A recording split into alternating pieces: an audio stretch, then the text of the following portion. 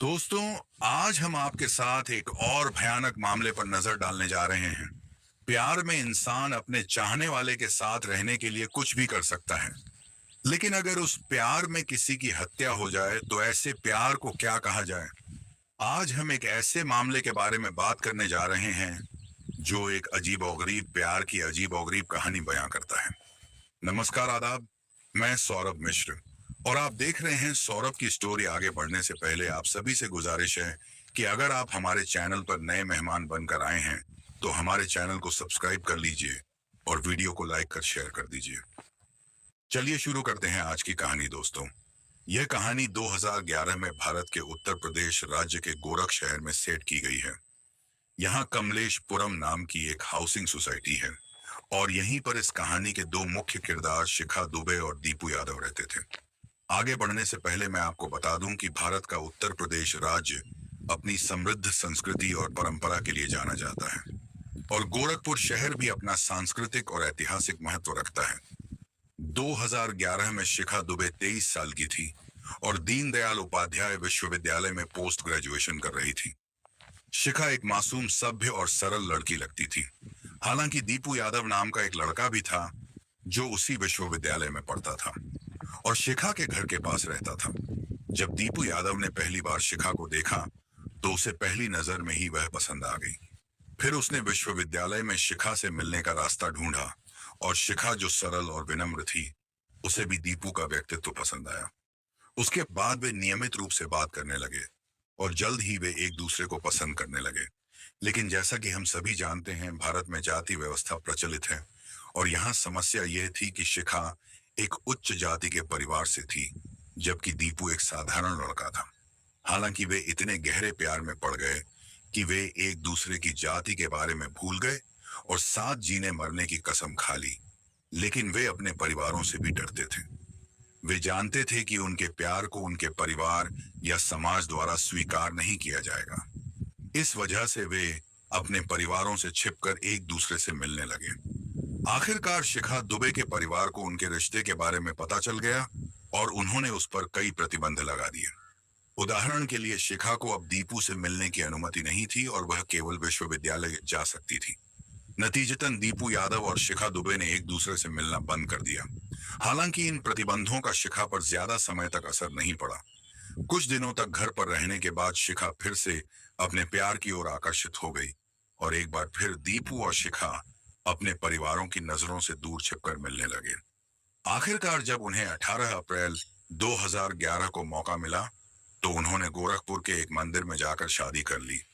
चूंकि वे दोनों हिंदू धर्म से ताल्लुक रखते हैं और जब हिंदू कानून के अनुसार किसी भी मंदिर में शादी की जाती है तो उसे हिंदू विवाह अधिनियम के तहत वैध विवाह माना जाता है। खैर, शादी करने के बाद दोनों ने इस बात का ध्यान रखा कि किसी को भी इसकी भनक ना लगे और वे हमेशा की तरह अपने अपने घरों में रहने लगे। लेकिन फिर 10 जून 2011 को शिखा ने अपने परिवार से कहा कि उसे कुछ जरूरी काम निपटाना है और वह जल्द ही घर वापस आ जाएगी। हालांकि उस दिन के बाद शिखा कभी घर नहीं लौटी। वह 10 जून की सुबह घर से निकली थी, लेकिन शाम होते होते उसके परिवार की चिंता बढ़ने लगी। उसकी सुरक्षा को लेकर चिंतित शिखा के माता पिता ने उसे खुद ही खोजना शुरू कर दिया, क्योंकि एक युवती का रात में अकेले बाहर रहना सुरक्षित नहीं था। शिखा के माता पिता ने पूरे मोहल्ले में उसकी तलाश की। उन्होंने उसके बारे में जानकारी जुटाने के लिए कुछ रिश्तेदारों और शिखा के दोस्तों को भी फोन किया, लेकिन किसी को नहीं पता था कि वह कहाँ है। तब तक रात हो चुकी थी, इसलिए शिखा के चिंतित पिता राम प्रकाश दुबे अपनी बेटी की गुमशुदगी की रिपोर्ट दर्ज कराने गोरखपुर के एक स्थानीय थाने गए। रिपोर्ट दर्ज कराने के बाद पुलिस अधिकारियों ने राम प्रकाश से पूछा कि क्या उन्हें संदेह है कि शिखा का अपहरण हुआ है और अगर ऐसा है तो उनके हिसाब से इसके लिए कौन जिम्मेदार हो सकता है। राम प्रकाश ने जवाब दिया कि उन्हें दीपू यादव नाम के लड़के पर संदेह है। पुलिस को दिए गए बयानों में राम प्रकाश ने बताया कि दीपू यादव अक्सर बेटी शिखा को परेशान करता था, जिसके चलते उसे शक है कि दीपू ने ही उसकी बेटी को गायब किया है या फिर उसकी हत्या की है। यह सुनने के बाद पुलिस तुरंत हरकत में आती है और शिखा के लापता होने के पीछे दीपू यादव को संदिग्ध मानते हुए उसे गिरफ्तार करने उसके घर जाती है। हालांकि दीपू के घर पहुंचने पर उन्हें पता चलता है कि वह खुद 10 जून से लापता है, इस खोज से पुलिस का शक और मजबूत हो जाता है कि शिखा के अचानक लापता होने में दीपू का ही हाथ है। नतीजतन पुलिस दीपू यादव की तलाश शुरू करती है, लेकिन कई दिनों की तलाश के बावजूद भी उसके बारे में कोई जानकारी नहीं मिल पाती है। अब पुलिस की एक टीम दीपू को खोजने में जुटी है, जबकि दूसरी शिखा की तलाश में जुटी है। इस जांच के दौरान पुलिस को सरयू नहर कॉलोनी नामक स्थान के पास जंगल में एक लड़की की लाश मिलती है। शव का चेहरा इतना क्षत विक्षत हो चुका था कि पहचान में नहीं आ रहा था। यह देख सभी पुलिस अधिकारी सोच में पड़ गए कि आखिर इस लड़की की किसी से ऐसी क्या दुश्मनी रही होगी जो इतनी बेरहमी से हत्या कर दी गई। साथ ही शव की हालत से पता चल रहा था कि लड़की को बुरी तरह पीटा गया था।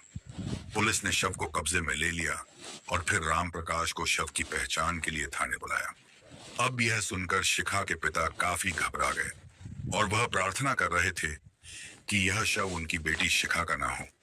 फिर भी शिखा के परिवार ने उम्मीद की किरण को थामे हुए किसी तरह अपनी भावनाओं पर काबू पाया और थाने पहुंचे। चूंकि शव का चेहरा इतना क्षत विक्षत हो चुका था कि उसकी पहचान नहीं हो पा रही थी, इसलिए चेहरे से उसकी पहचान करना नामुमकिन था। हालांकि शव के कपड़े, पैरों में चप्पल, गले में काला धागा और लड़की की लंबाई देखकर राम प्रकाश ने पहचान लिया कि शव उनकी बेटी शिखा दुबे का ही है। चेहरा पहचान में नहीं आ रहा था, लेकिन शव पर वही कपड़े थे जो शिखा ने आखिरी बार घर से निकलते समय पहने थे। इसके अलावा चप्पल और गले में काला धागा शिखा का ही था।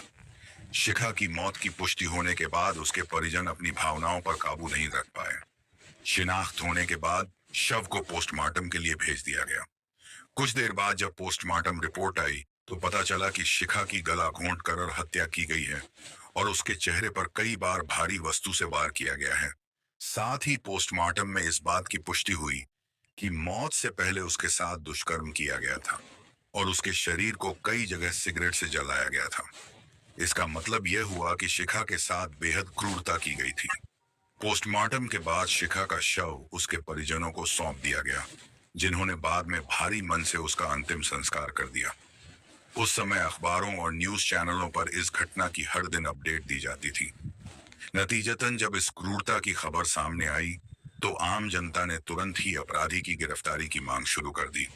चूंकि यह घटना अखबारों में प्रमुखता से सुर्खियों में थी, इसीलिए लोगों में व्यापक आक्रोश था, जिससे गोरखपुर पुलिस पर हत्यारों को पकड़ने का काफी दबाव था। अब चूंकि राम प्रकाश ने दीपू यादव पर संदेह जताया था, इसलिए पुलिस ने दीपू को ही हत्या का मुख्य संदिग्ध मान लिया और उसकी तलाश शुरू कर दी।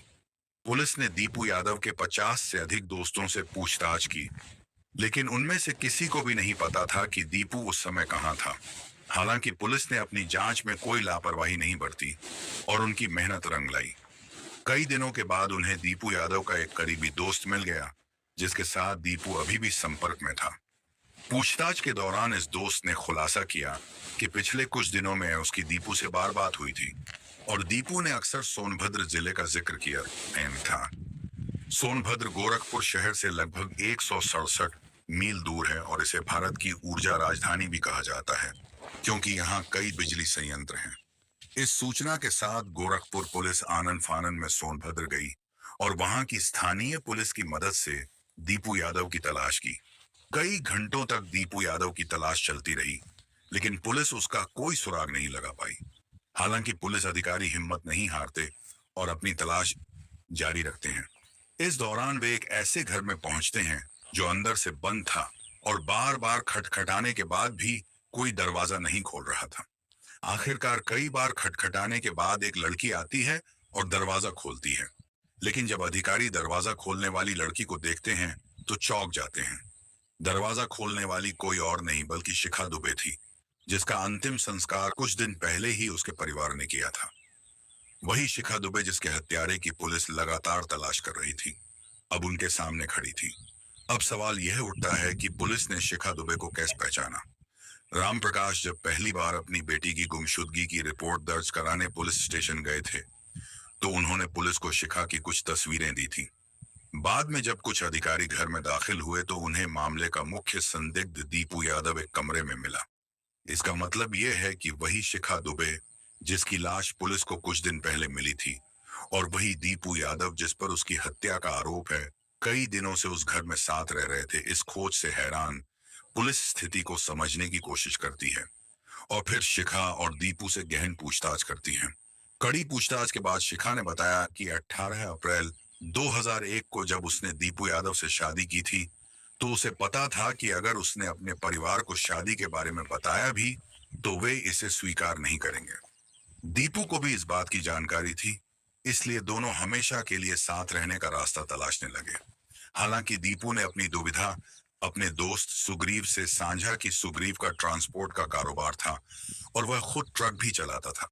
दीपू की समस्या सुनने के बाद सुग्रीव ने उसे बताया कि वह एक लड़की को जानता है जो शिखा दुबे से काफी मिलती जुलती है। उसकी कद काठी और भी शिखा दुबे जैसा ही है। सुग्रीव ने दीपू और शिखा को सुझाव दिया कि अगर वे इस लड़की की हत्या कर दें, उसे शिखा दुबे के कपड़े पहना दें और उसका चेहरा बिगाड़ दें, तो लोग मान लेंगे कि शिखा की मौत हो गई है। इसके बाद वे दोनों दूसरे शहर में जाकर आराम से रह सकते हैं। हैरानी की बात यह है कि दीपू यादव और शिखा दुबे को सुग्रीव का यह विचार पसंद आया। गौर करने वाली बात यह है कि यह वही शिखा है जो दिखने में मासूम और शांत स्वभाव की लड़की लगती थी। बहरहाल तीनों ने मिलकर इस योजना को हकीकत में बदलने का फैसला किया। योजना के मुताबिक सुग्रीव ने पूजा कुमारी नाम की लड़की से संपर्क किया। सुग्रीव ने पूजा से कहा, मेरे पास तुम्हारे लिए एक नौकरी का ऑफर है। अगर तुम इच्छुक हो तो मुझसे मिल सकती हो और मैं तुम्हें पहले महीने की सैलरी भी एडवांस में दे दूंगा। 25 वर्षीय विवाहित महिला पूजा कुमारी, जिसकी 3 साल की बेटी है, आर्थिक तंगी से जूझ रही थी और काम की तलाश में थी। इसलिए जब सुग्रीव उसके पास नौकरी का ऑफर लेकर पहुंचा तो वह मना नहीं कर सकी। वह सुग्रीव से मिलने के लिए तैयार हो गई और उसने शिखा और दीपू को इस बारे में बताया। तीनों ने 10 जून 2011 को अपनी योजना को अंजाम देने का फैसला किया। योजना के मुताबिक शिखा अपने घर से निकली और अपने परिवार से कहा कि उसे कुछ जरूरी काम है और वह कुछ देर में वापस आ जाएगी। दरअसल घर से निकलने के बाद शिखा दीपू से मिली और वे उसके लिए कुछ नए कपड़े खरीदने बाजार गए। इस बीच योजना के अनुसार सुग्रीव अपना ट्रक लेकर पूजा के पास गया और उसे एक सुनसान सड़क पर ले गया। वहां सुग्रीव ने पूजा से कहा कि यहाँ कुछ लोग उससे मिलेंगे और उसे नौकरी देंगे। उसी समय दीपू और शिखा वहां पहुंचे और फिर सुग्रीव और दीपू ने पूजा की बेरहमी से गला घोंटकर हत्या कर दी। पूजा की हत्या करने के बाद शिखा ने बाजार से खरीदे गए नए कपड़े पहने और पूजा को वे कपड़े पहनाए जो उसने घर से निकलते समय पहने थे। शिखा ने अपने गले में पहना जाने वाला काला धागा भी उतारकर पूजा को पहना दिया। साथ ही उसने पूजा की लाश पर अपनी चप्पलें रख दी और पूजा ने जो कपड़े पहने थे उन्हें अपने बैग में रख लिया। लेकिन फिर वे कुछ ऐसा करते हैं जिसकी कल्पना भी नहीं की जा सकती। सुग्रीव और दीपू ट्रक से लोहे की एक भारी रॉड लेते और पूजा के चेहरे को बुरी तरह से बिगाड़ना शुरू कर देते हैं। वे उसके चेहरे पर तब तक वार करते रहते हैं जब तक कि वह पूरी तरह से पहचान में ना आ जाए। इसके बाद दीपू और सुग्रीव पूजा की लाश के पास बैठकर सिगरेट पीते हैं और उसके शरीर के अलग अलग हिस्सों को जलाने के लिए उनका इस्तेमाल करते हैं। हत्या करने के बाद दीपू और शिखा तुरंत सुभद्रा की ओर भाग जाते हैं, जबकि सुग्रीव बलराम नाम के एक साथी के साथ पूजा की लाश को उठाकर सरयू नहर के पास जंगल में फेंक देता है। यही वजह है कि जब पुलिस को एक लड़की की लाश मिली और उसने शिखा के पिता को दिखाया, तो उसने कपड़ों और अन्य सामानों के आधार पर उसकी पहचान अपनी बेटी के रूप में की। लेकिन जब पुलिस ने सच्चाई उजागर की, तो शिखा दुबे की मौत का मातम मना रहे सभी लोग चौंक गए। जब मीडिया ने इसका खुलासा किया, तो सभी हैरान रह गए कि मासूम सी दिखने वाली शिखा दुबे ने ऐसा जघन्य अपराध किया। इस खुलासे के बाद जब राम प्रकाश दुबे को उनकी बेटी शिखा से रूबरू कराया गया, तो उन्हें यकीन ही नहीं हुआ कि जिस बेटी को उन्होंने रो रोकर अंतिम संस्कार किया था, वह अब उनके सामने जिंदा खड़ी है। यहाँ तक कि राम प्रकाश ने शिखा का चेहरा छूकर यह पुष्टि करने की कोशिश की कि वह वाकई जिंदा है। हालांकि राम प्रकाश ने कहा कि यह जानते हुए कि उनकी बेटी ने ऐसा जघन्य अपराध किया है, वह मेरे लिए मर चुकी है। इन खुलासों के बाद पुलिस ने शिखा दुबे, दीपू यादव, सुग्रीव और सुग्रीव के साथी बलराम को गिरफ्तार कर जेल भेज दिया। इसके बाद मामला कोर्ट में पहुंचा, जहां सभी आरोपियों ने अपने अपराध से इनकार किया।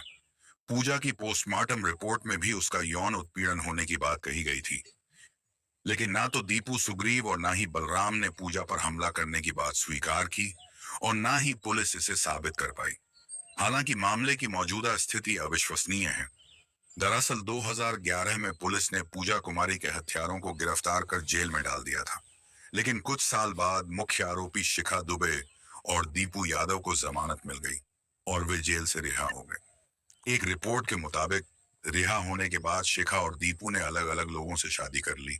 चौंकाने वाली बात यह है कि पूरी कहानी सामने आने और हत्या का हथियार मिलने के बाद बावजूद भी आरोपियों के बारे में कोर्ट की तरफ से अभी तक कोई अंतिम फैसला नहीं आया है। सच तो यह है कि शिखा दुबे ने अपने प्रेमी के साथ रहने के लिए 9 साल की मासूम बच्ची से मां का साया छीन लिया, तो इसी के साथ शिखा दुबे केस यहीं खत्म हो जाता है। इसके अलावा अगर आप कोई ऐसा केस सुझाव चाहते हैं जिस पर हम विस्तृत वीडियो बना सकें, तो आप उस केस का नाम कमेंट सेक्शन में लिख सकते हैं। अगर आपको हमारा प्रयास पसंद आया, तो इस वीडियो को लाइक और शेयर करें। अगर आपने सब्सक्राइब नहीं किया है, तो अभी करें। धन्यवाद।